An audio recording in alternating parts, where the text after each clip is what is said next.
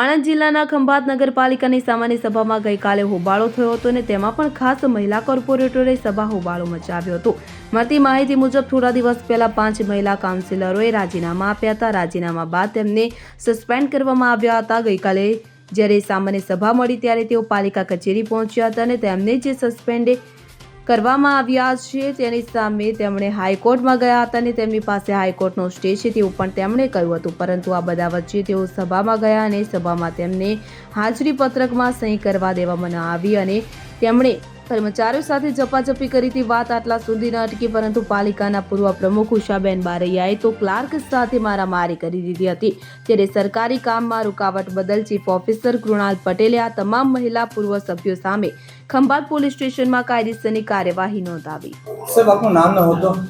Krunal Patel, chief officer Petlad, ખંભાતમાં in charge, Khambhat નગરપાલિકા। સાહેબ, આજે બજેટ હતું જી અને વિરોધ પક્ષનો ખૂબ વિરોધ છે।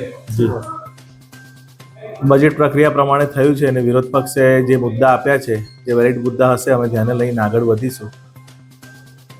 સાહેબ, અત્યારે જે પેલી 6 તમારા જે કાઉન્સિલર છે એ રાજીનામાનો જે વિવાદ છે એ શું વિવાદ છે? એ જે સભ્યશ્રીઓ હતા એ લોકોએ પોતાના લેખિત રાજીનામા પ્રમુખશ્રીને જે તે ટાઈમે સુપ્રત કરેલા। અધિનિયમ કલમ 35 પ્રમાણે જ્યારે પણ લેખિત રાજીનામા પ્રમુખશ્રીને સુપ્રત થાય છે એ સ્વીકાર્ય ગણાય છે। તો કલમ 35 પ્રમાણે જે પણ કાયદાકીય કાર્યવાહી મારે કરવાની રહેતી હતી મારા હોદ્દાના રૂએ એ તમામ કરેલ છે। એમાં કોઈ એવી કોઈ પ્રક્રિયા પેન્ડિંગ નથી જેથી એનું કોઈ બીજું કોઈ અનુવાદન થઈ શકે। એટલે તમે એમના રાજીનામા મંજૂર કર્યા છે?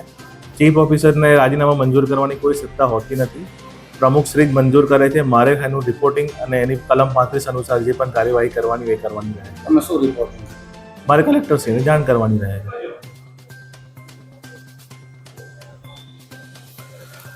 આણંદ જિલ્લાનું ખંભાત શહેર જે ખંભાત નગરપાલિકાને અ વર્ગમાં સમાવેશ કરેલો છે।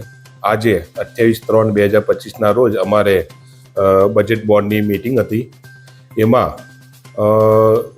જે 6 મહિલા સભ્યો છે જે સસ્પેન્ડ થયેલા છે, જે ગેરલાયક થયેલા છે, એમને જબરજસ્તી બોર્ડ મિટિંગમાં આવ્યા અને મારી બાજુની ખુરશીમાં જે સસ્પેન્ડ થયેલા છે ઉષાબેન, એમને મારી ખુરશીમાં બેસી રહ્યા। અમે એ લોકોની જે મહિલાઓ હતી એટલે એમની અમે પેલી એ રાખી હતી, તો પણ એ લોકોએ આજે બહુ જ હોબાળો કર્યો નગરપાલિકામાં।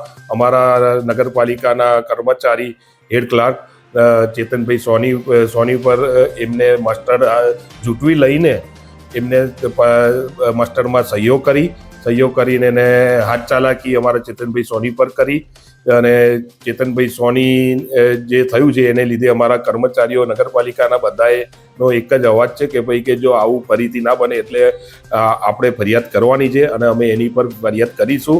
અને આવું તો બિલકુલ ચાલે નહીં, કારણ કે બિલકુલ ગેરલાયક એ લોકો સસ્પેન્ડ થયેલા છે તો પણ જબરજસ્તી આખું બોર્ડમાં હોબાળો મચાયો એ બહુ ગેરવ્યાજબી છે।